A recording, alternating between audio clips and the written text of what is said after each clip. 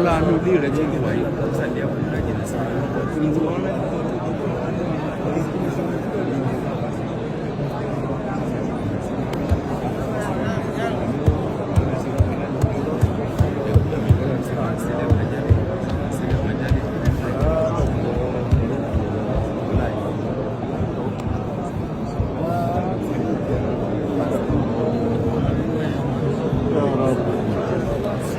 بعد